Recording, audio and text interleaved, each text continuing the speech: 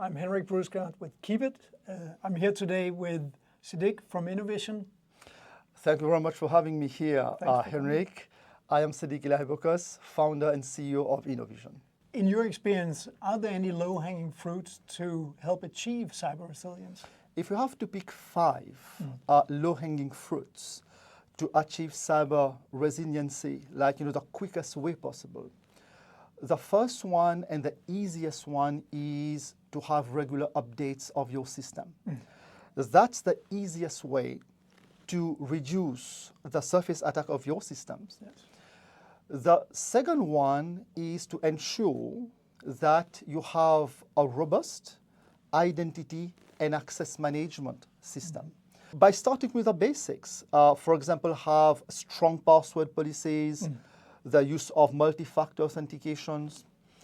And the third one is all about having a good endpoint security. At least ensure that you have an EDR installed on the endpoints. Among the most important things is to ensure that you have your human firewall prepared as well. That's why continuous training of your staff, of your personnel, on cybersecurity best practices, that's very important.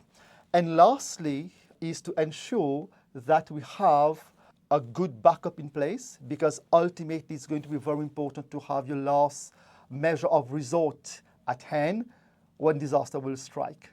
And will strike is the key word. So as an organization, when I'm setting up my cyber resilience strategy, what is the role of backup and recovery? No cyber resilience plan is complete without a good backup and recovery solution. Actually, when everything has failed, the ultimate result that a customer will have to restore its operation, it's going to be backup. That's why it is very important today to have a backup which respect best practices, what we call industry best practices.